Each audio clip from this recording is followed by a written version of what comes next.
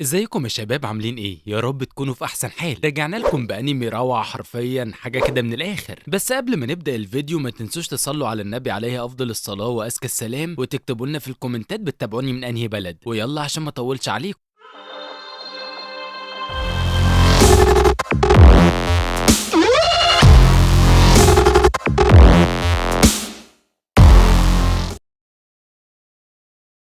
بيبتدي الانمي بتاعنا النهارده ببنت بتجري وسط الغابه، وفي واحد بيتفرج عليها بكاميرات، وبيبقى في اتنين وراها بيقعدوا يرموا عليها اسهم، وفي سهم بيجي في رجلها، ولما بيلاقوها بيطلعوا سهم من رجلها، ولما بتصوت بيعرفوا انها لسه عايشه، وفي واحد فيهم بيبقى هيقتلهم، وفجاه بنلاقي راسه طارت، واللي بيراقبهم بيبقى عمال بيصوت، وبنشوف واحده طلعت تجري وبيبقى اسمها ليلي، وبيجي اخوها كوكو وبيديها فطيره، وليلي بتبقى متاخره على شغلها وبتروح على مسرح الجريمه، والقائد بتاعها بيقول لها انها اتاخرت، وبتقول له انها اسفه وتديله فطيره، وبيقول لها الاكل ممنوع في مسرح الجريمه، وبنشوفه بياكل الفطيره، وبيقول لها ان الضحيه اللي هنا مربوطه بالقاتل المتسلسل بتاعهم، وبيكون في واحد واقف في مسرح الجريمه، وبتروح ليلي وبتقول له يا عم انت ما ينفعش ان انت تقف هنا، ده ممنوع، ومش بيرد عليها، والقائد بيروح يقول له ايه احوالك يا غيني، واصحابنا كمان لازم كلنا نروح نشوفهم، وبنروح على مكتب التحيات الملكيه، وبنشوف ان هو ليه كتاب، وواحد اسمه ماريو بيقول ان هو مختفي بقاله 10 سنين. القائد بتاعهم بيقول لهم عايز اعرفكم بكيس واللي هيشتغل معانا، وبيعرض صور للمسرح الجريمه، وفي بنت مربوطه واتعرضت لتعذيب لفتره طويله، اتنقلت للمستشفى، وفي واحد دلوقتي هربان، وبينتقل بينا المشهد لبيت مليان جثث، والمجرم بيبقى ماسك بندقيه وبيقولوا انه هيقتل الكل،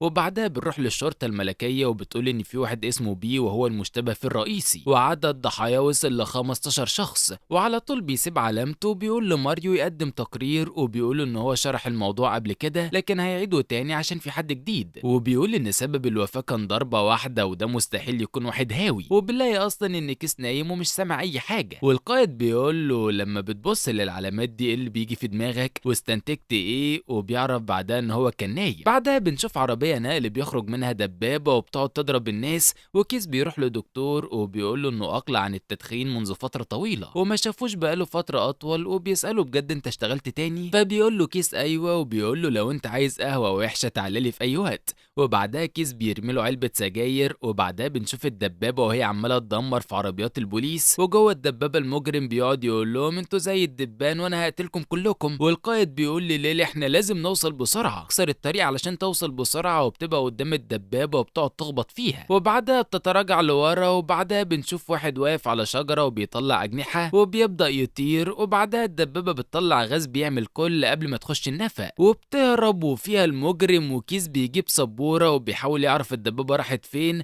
وبعد ما بيشخبط على السبوره كلها بيدخل على الشاشه وبيعرف الدبابه راحت فين، وليلي بتزعله وبتقول له دي شاشه من السبوره، كنا ناقصين المجانين، وبنلاقي العصابه بعد ما سابت الدبابه راحت وسرقت قطر وبيمشوا بيه، والولد بتاع الاجنحه نزل فوق القطر وبيكون اسمه بي، والمجرم اول ما بيشوف بي بيكون عاوز يقتله، بس الولد اللي معاه بيقتله وبيبعت رساله لواحد في منطاد وبيقول له انه بي ظهر، وبي بيقول له ان البشر ممكن يقتلوا لكن انت مفيش ندم في قلبك عشان كده انت تستحق الموت، وبيبدا المجرم ان هو يهجم عليه، وبي بيتفادى كل الهجمات بكل سهوله، وبيحول ايده لسيف وبيتحول للون الاسود، والبوليس بيوصل للدبابه ولما بيفتحوها مش بيلاقوا فيها حد، وبيسالوا هم راحوا فين، وبنشوف في بيكسر اسلحه الشرير اللي قصاده وبيقدر انه يقتله، وبيوصلوا ليلي والمحقق لمسرح الجريمه وبيلاقوا في قطر مقلوب، ولما بيبصوا من فوق بيتصدموا انه ده شعار حرف البي، وبي بيقول انتوا شايفين علامتي اكمل قتل حتى تجدوني، هو الراجل في المنطاد بيقول له لقد وجدتك، والمحقق كيس بيقول له ساجدك، وبعدها بنشوف واحد بيكلم ارنب وبيقول له انت هتبقى خطتك كبيره ما تبصليش كده، في واحد بيحطه في المكنه اللي كان هيحط فيها الارنب، ولما بيسحب بيقعد يزعق ويقول له خرجني الموضوع مش مضحك، والمكنه بتشتغل، واللي بره بيقول له هي دي خطتي من الاول،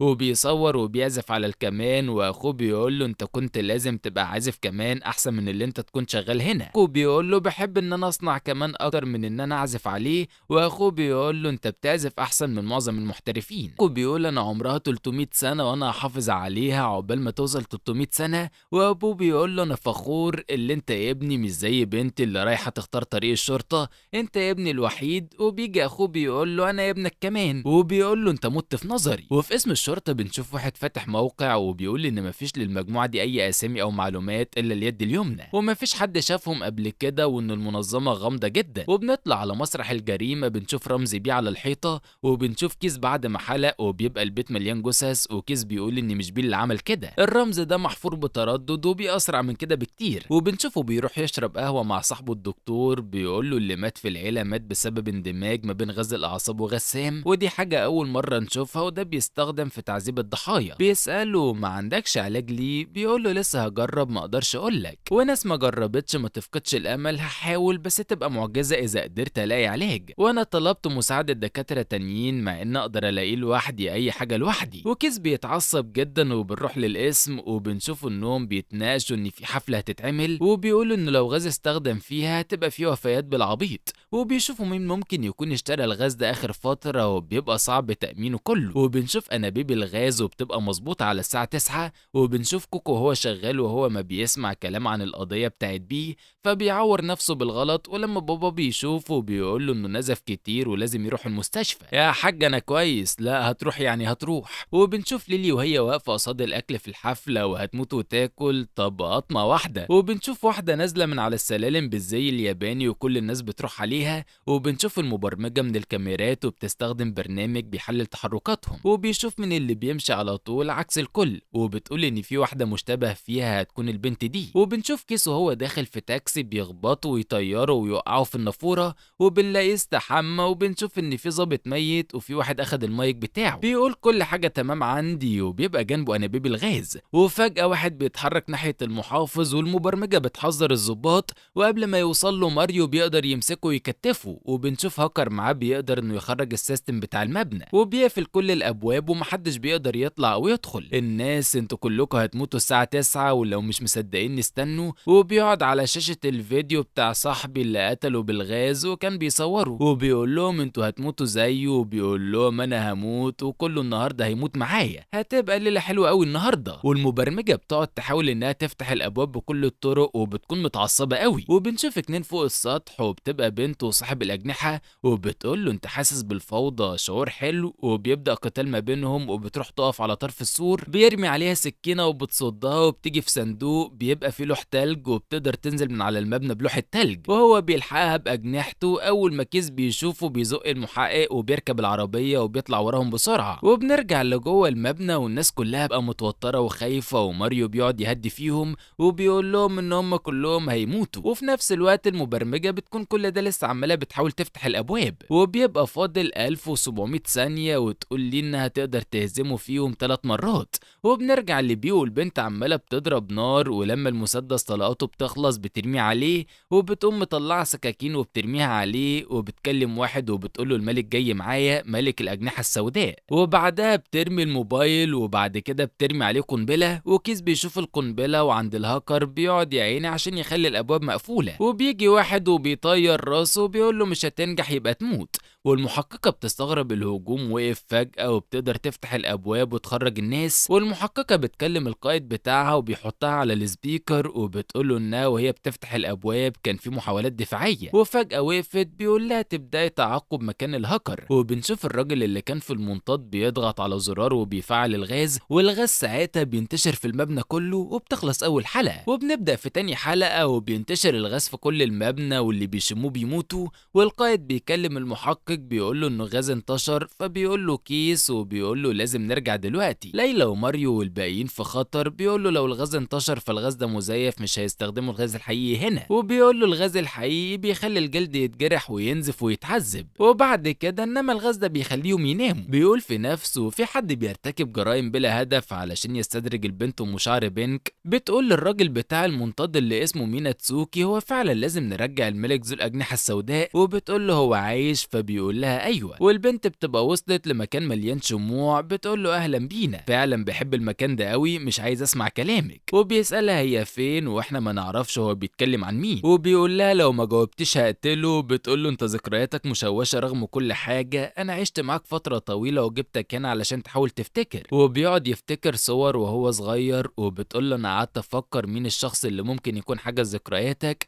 ويهجموا على بعض، وبيكسر لها السكينه بتاعتها، وبتقول له الشخص انت اللي حجزت ذكريات هو انت، كنت عايز تنسى كل حاجه حصلت اليوم ده. وبتحول رجليها لسيف وبتقول له مش هسامحك على ده ابدا، وبيهاجم عليها تاني، وبعد كده وهي بتعوره في رجله وهو بيطعنها في قلبها، وقبل ما تموت بتقول له اقطع رجلي وخليها معاك. بنروح للفندق، ليلى واصحابها صحيوا وبنعرف ان ده فعلا كان غاز منوم، وكل اللي في الفندق عايشين، وبتسالهم ازاي انا شفت الغاز، وبيفهموها اللي حصل، وبتسالهم امال الغاز الحقيقي فين، وبيقولوا لها لاقوه، وبيبقى في 2 لازقين في الحيطه، وكيس بيوصل لمكان القتال، ويقول انا شكلي اتاخرت، قول لي ليه. بتطلع على السطح هي واصحابها، بتبقى زعلانه قوي عشان مش عارفه تقفل اي قضيه، وماريو بيفكرها بالقسم اللي قالت لهم بدون مجاملات ولا حد ولا خوف من احد، ولكن في احد يملي عليه ضميري وليحمي المملكه وحقوق المواطنين، اقسم بارادتي على تنفيذ القانون وقدرتي على تنفيذ القانون. وبيرجع ليها الامل، وبنرجع للماضي وبنشوف المحقق وهو ماسك وبيقعد يقول له ما تبصش ما تبصش، وبيبقى في بنت بتتشرح، وكيس بيقعد يصوت ويغمى عليه، وبنشوف كوكو وهو ماشي في الشارع، وبتقابله ليلى بالعربيه، تعرض عليه توصله معاها، وبيقول لها توصله للمكتبه الملائكيه، ولما بتساله ليه بيقول لها علشان عايز اعمل بحث عن شيء ما، ولما بتقول له ما تعمله على موبايلك او على اللاب، بيقول لها ما عنديش موبايل وما عنديش لاب. بتقول لي انا فعلا ما شفتكش قبل كده بتستخدمهم، تقول له انا اموت من غيرهم، وبيقول لها انا مش هموت من غيرهم. بيقول لها هو انت في اجازه؟ فبتقول له انا في خارج وقت العمل الرسمي، وبتقول له انت كل ده ولسه ما استخدمتش موبايل او لاب، اكيد عشان كده انت لسه اعزب. تحب اعرفك على حبه من صحباتي؟ هو احنا ليه ما بيحصلش معانا كده يا جدعان؟ وبنشوف كيس في المكتبه، والموظف بيقول له ان رخصته انتهت من 7 شهور وممكن يجددها له فورا لو معاه هويته، وبيدي له هويه بتاعته، وبيقول له ان هي كمان منتهيه من سنه، وبيدي له استماره بيقول له ملاها عند شباك رقم 3، وبيقول له انت قلت لي ان الموضوع هيخلص بسرعه، فبيقول له ايوه بس عند الشباك رقم 3. كيس بيخرج في نفس الوقت اللي كوكو بيدخل فيه، وبيعدوا جنب بعض، وكوكو بيحس بحاجه، فلما بيلف يبص ما بيلاقيش حاجه علشان كيس بيبقى واقع على وشه. كيس بيركب حافله وبيطلع على بيته، ولما بيوصل بيلاقي ليلي مستنياه قدام باب بيته، تقول له اهلا واسف على تطفلي، بيقول هو يوم مش معدي انا عارف من الاول، وبيقول لها امشي، وبتقول له انا جبت لك فطائر، بيقول لها هو انت ما بتسمعيش، وبيدخلها وبيقعد يطبخ، وهي يطلب منه انها تساعد وهو بيرفض، وبتقعد تتكلم معاه وهو بيطبخ وما بيردش عليها، تقعد تقول له حاجات عن جرايم بيه وتزامنهم مع سرقه الذهب،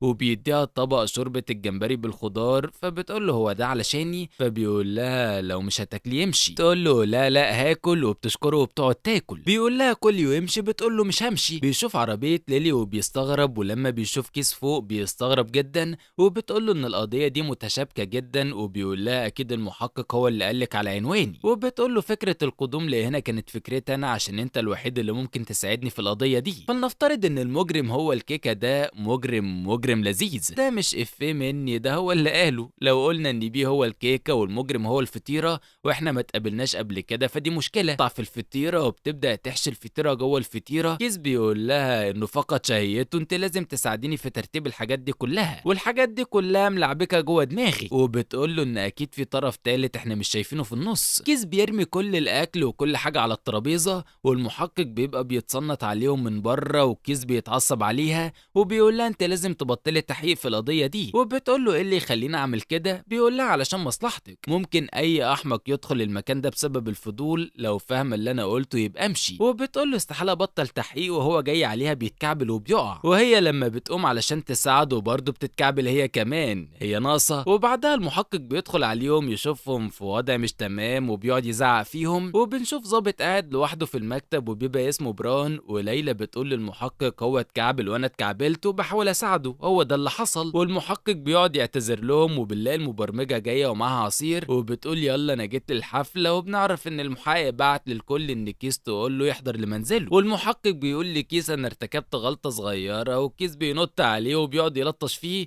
والمبرمجه بتقول له هو ليه الباب مكسور. وبنشوف مينا وفي حد بيديله سائل وبيقول له ده نقي، وبيساله الاتنين فين، بيقول وبيقول له عندهم مهمات تمويهيه بيعملوها. كيس الموضوع بدأ يتحول لحفله عنده، وبيقول له المحقق كل اللي بيحصل ده بسببك، وبيقول له ليلي دي فتاة رائعه انا اعرفها بقالي 5 سنين وذكيه جدا. بيقول لي كيس هي كمان بتشبهها الى حد كبير وبيخرج من البلكونه، وكيس بيقول في نفسه ما بتشبههاش على الاطلاق. وبنروح لبران وبنلاقي كل الاجهزه اللي حواليهم متراقبه، وفي ضابط بيروح يساله انت محتاج حاجه، وبيقول له لا انا ماشي دلوقتي، وبيلم حاجته في ثانيه وبيمشي. وبيتصل بالمحقق والمحقق بيقول له انت جاي، وبيقول له ان احنا كلنا هنا مع بعض في بيت كيس. وبيركب الاسانسير وبنروح لكوكو وبيكون واقف فوق جبل. كوكو بيفتكر وبنكتشف ان كوكو هو بيه، وبيقول هكمل حتى لو لقبوني بالشيطان بسبب اللي بعمله، وهعمل كل اللي انا عاوزه لحد ما اوصل اللي انا عاوزه. الاسانسير بيفتح وبنلاقي بران واقع وسايح في دمه، وفي الاسانسير حرف بي. وبنشوف البوليس وهو في الاسانسير، وبيبقى ماريو متعصب قوي، وبنعرف ان الشريط بتاع اللي بيخرج دي قبل المراقبه اتمسح،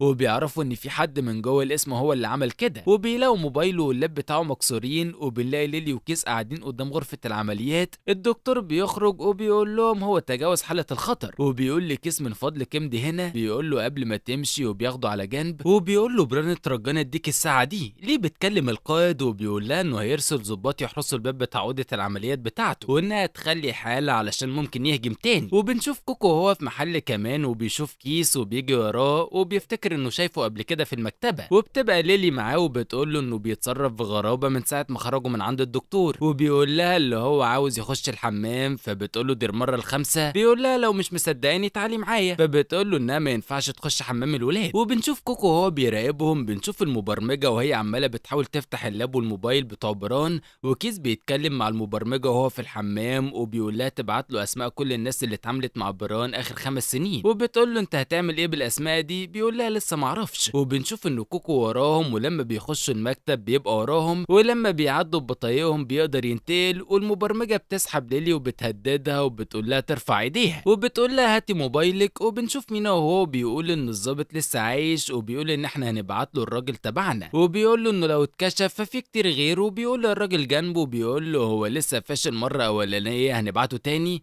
بيقول له راقبه واذا فشل تاني اقتله، في كتير غيره. بيروح يراقبه وبيبعت له واحد يراقب اللي بيراقبه، وبيديله عدد من السائل الاصفر بيقول له استخدمهم بحرص شديد. وبيقول لبنت معاه ان لو برنامج هيتكشف امسحيه بسرعه. والمبرمجه بتقول ليلي انها عرفت السبب اللي ممكن يخلي حد يحاول يكتب انه قد يكشف البرنامج ده، وبيتفرج اللاب بتاعه وبتوريها ان كل الاجهزه متراقبه وهم واقفين. بيلاقي ان البرنامج اختفى فجاه وكل حاجه اتمسحت. وبنشوف كوكو عمال بيراقب كيس وياخد القهوه منه من صاحبه الدكتور، وبيقول له في مشاكل كتيره قوي وانت لسه جاي. ويقول له احنا لما كنا في الجامعه كنت بحاول اعمل دواء يشفي طبعنا السيئه. كيس بيقول له انا كل ما بشوفك ببقى عايز ادخن قوي. وكيس بيقول انا قبل كده قريت روايه، وصاحبه بيقول انت اديتني منها نسخه قبل كده. بيقول لي ما كنتش بتفكر كان بيفكر في ايه لما كان بيغرق، انسى اللي قلته مش مهم. وبنشوف المجرم وهو تعبان قوي وبيحاول ياخد الصلاه الاصفر. تيجي عيال تغلس عليه وتدلوه، بيقول له ما تدينا محفظتك بدل ما نضربك.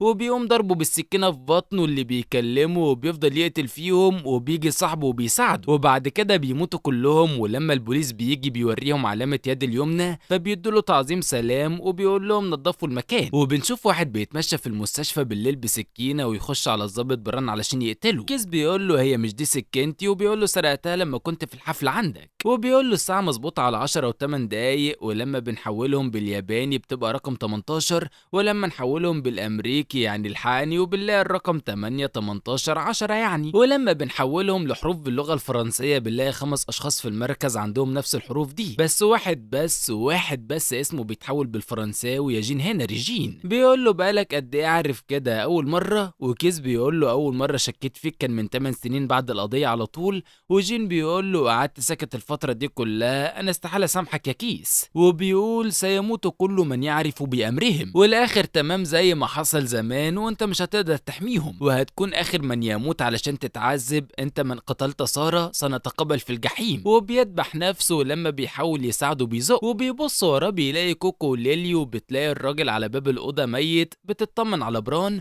وبتطلب الاسعاف، وكيس بيصحى وبيلاقي نفسه على سطوح عالي وقدامه كوكو. وكوكو بيقول له هو انت كيس؟ وبيقول له اخيرا اتقابلنا رقم 13. وكده بتكون الحلقه الثانيه خلصت. تبدا الحلقه الثالثه وبنشوف يونو في اوضتها، وبتقول للشخص اللي ما نعرفش اسمه وهنسميه المجهول انت عايز ايه؟ بيقول لها كنت عايز اعرف حاجه، انت هتقتلي فعلا ولا لا. تقول له يونو تحب اقتلك دلوقتي؟ كيس بيتكلم وبيقول لهم فين الجناحين تحت التيشيرت، انت عايز توصل لرقم 4 صح؟ كيس بيقول له هي يونو هي رقم 4 صح، 13 اللي انت قضيت حياتك بتبحث عنها. وبيعمل لنفسه شاي وبيقول له انت بتسيب لها اشاره دي في كل حته، وواضح انها ما شافتهاش. يا خساره كل اللي تعبك راح على الفاضي، انا ما بقتلش الا اللي يستحقه. الان انت تعرف ايه يعني؟ ما اعرفش حاجه عنه الا معنى العلامه بتاعتك. لو فصلنا ارقام هنلاقي اللي انت مش بتحط حرف البي، انت بتحط الرقم 13 وجنبه رقم 4 باليوناني، وده معناه ان انت رقم 13 وهي رقم 4، وكل القتل اللي انت بتقتله علشان تحط رمزك عشان هي تعرف ان انت عايش. وبيسأله انت تعرف هي فين؟ بيقول له انت ما تعرفش اي حاجه عن العطاء، العطاء هات وخد، لو عايز اسالك سؤال وتسالني سؤال تعالى لي عند المعبد الساعه 8. وبنروح للمحقق وماريو وهم داخلين اسم المحفوظات. ماريو بيقول له احنا ليه هنا؟ علشان نجمع اكبر عدد من الادله. قول لي ليه. والدكتور بيبقى في المعمل وبيقول لها انت هنا علشان كيس، هل هو مشتبه بيه؟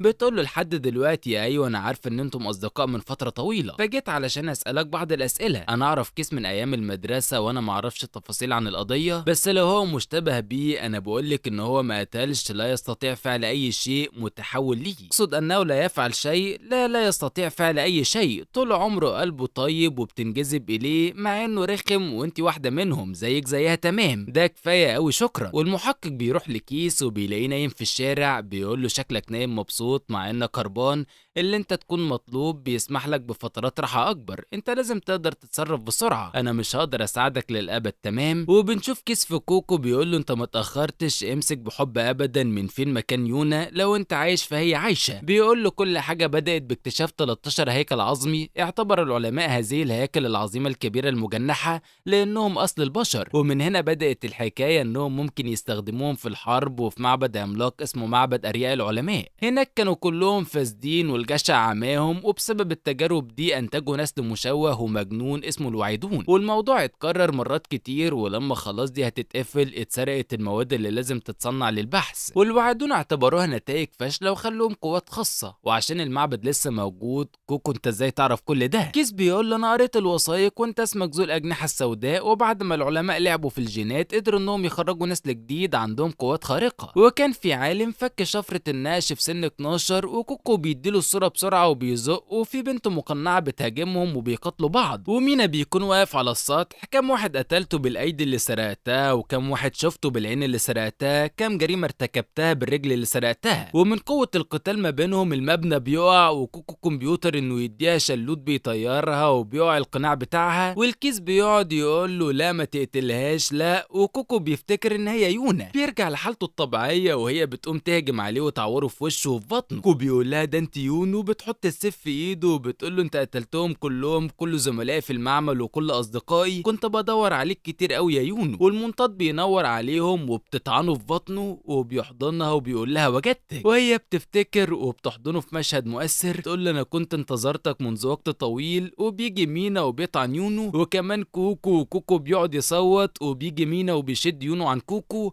وكوكو بيتألم وبيتحول تاني، وفي 2 توأم بيجوا بينشدوا عليهم بالمسدسات، والمحقق بيطلع شوت جن، وكوكو بيتخرج وبيقدر يقوم تاني وبيطيح، والراجل المجنون بيقعد يدخل السيف في بطنه ويطلعه وبيعذبه. ولما كوكو بيقدر انه يزقه، مينا بيشاور للمنطاد، والمنطاد بيوقع ارماح زي المطره، تيجي فيه ارماح كتير وبيبقى لازق في الارض. وكوكو بيقول لمينا قاعد ليونا وبيقول له انت مثير للشفقه، والارماح بتبدا تتسحب، وكوكو بيقعد يصوت ويعاني علشان ما يتسحبش معاها، وبتقطع فيه، وغيني بيظهر وبينشع عليهم بالصوت. جن ومينا بيفتح له دي علشان يضرب عليه، ولما الكيس بيضرب على ايده فجأة بيلاقي ان الجرح بتاعه بيطلع دخان، وصاحبه بيقول له احنا لازم نمشي دلوقتي ونعالجك، لو ما عالجناش دلوقتي استحالة نعالجك. وكل واحد بيمسك رمح علشان يتسحبوا. بنلاقي كيس قاعد في عربية ومسك نوتة وبيبقى مقطوع منها ورق عليه دم. كوكو بيبقى قاعد في الكنبة اللي ورا، وكوكو بيفتكر وهو صغير كان في عيال بيتنمروا عليه، بعد كده بيروحوا على يونو وبيتنمروا عليها وبيروح علشان يساعدها. كوكو بيرمي عليهم كرة تلج وبيقول لهم ابعدوا عنها، وبيجري عليهم علشان يتخانق معاهم. وبعد كده بنشوفه قاعد مع العالم ابو كيس وبيديله كوباية لبن، وبيقول له كوكو كل اللي هنا عندهم قدرات، وانا كل قدراتي في عيني اليسرى وما ينفعش استخدمها، انا بعمل ايه هنا؟ وبيقول له انه مميز جدا، وحتى القدرات مش مهمة جدا، انت محتاجها بس علشان تحمي الناس. وبنشوف يونا وكوكو وهم قاعدين على البحر، ويونا بتقول له شكرا علشان دافعت عني. بيقول لها على الرحب، وبيقول لها بس بتقول له وبيقول لها ان هي جابته هنا ليه، وبتقول له العيال هيضايقونا لو شافونا مع بعض تاني، وبتقول له هو انت ليه دايما بتساعدني، ولكن عندما تشعرين بالحزن اشعر بها ايضا، يعني انت بتعمل كده علشان تحميني، طب انا كمان هحميك من النهارده. طب انا عندي فكره حلوه، انا الرقم 13 وانت الرقم 4، ايه رايك لو خلينا الشكل ده رمزنا الخاص؟ لو حد ضايقك تاني ارسم الشكل ده مكان ما اقدر اشوفه وهساعدك على طول، وانا برضه هعمل كده، وانا موافق على الاقتراح ده. وكوكو بيصحى بالليل وبيلاقي انفجار، وبيجري وبيصوت على اسم يونا